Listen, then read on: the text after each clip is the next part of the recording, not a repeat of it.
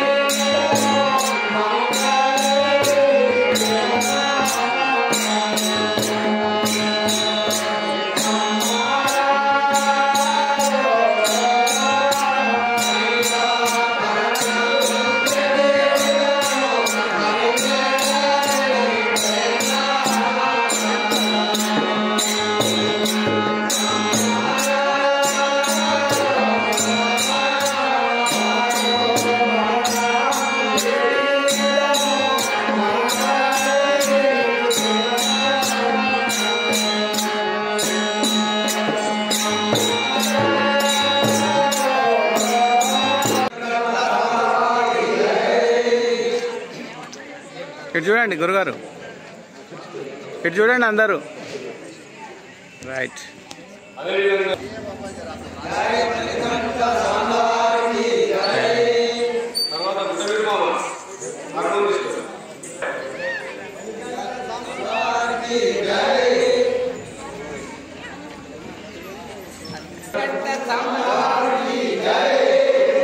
ఇటు చూడండి, ఇటు చూడండి, ఇటు చూడండి.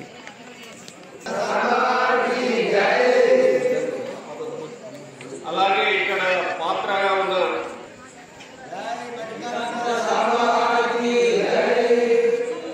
అలాగే మరొక పాత్ర మంత్రి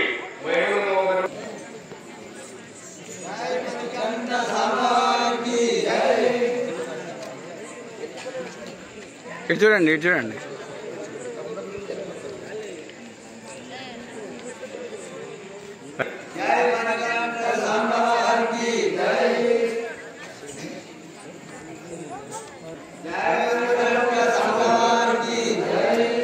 ఇటు చూడండి, ఇటు చూడండి. అలాగే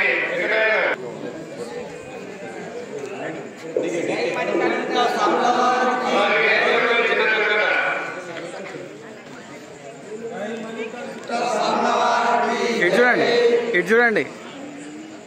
ఓకే.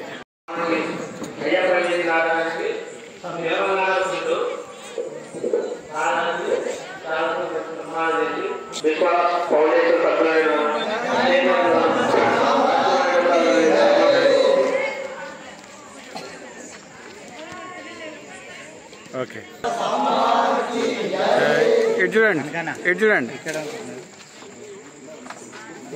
ఆగండి, ఆగండి, ఆగండి.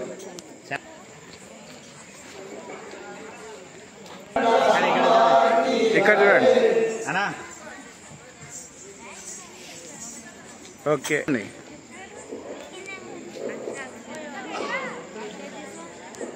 రైట్.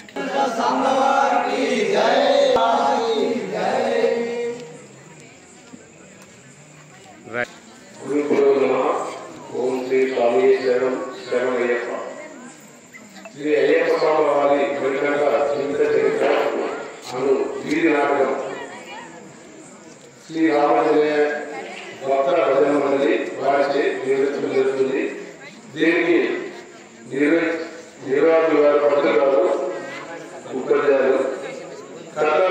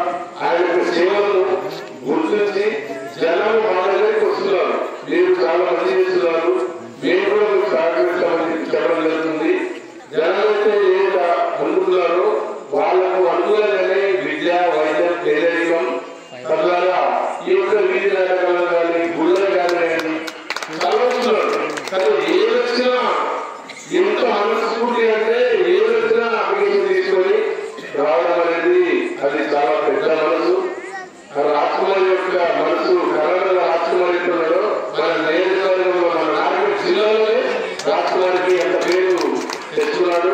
దానికి మేము ఎన్ని ముక్కల మిత్రులను కలిసి ఆయన సహకారం అందిస్తున్నాము.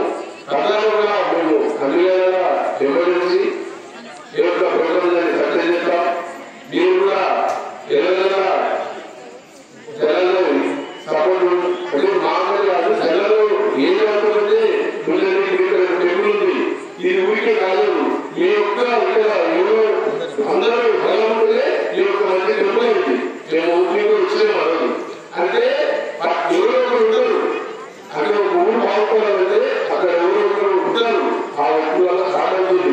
ఇక్కడ నారాయణ జిల్లా అభివృద్ధి పథకంలో ఆయన చేత తనంతో ఏదో చేద్దామని వచ్చిండు.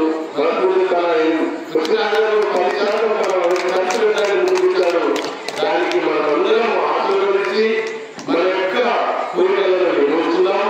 తర్వాత ఇంత చీకటి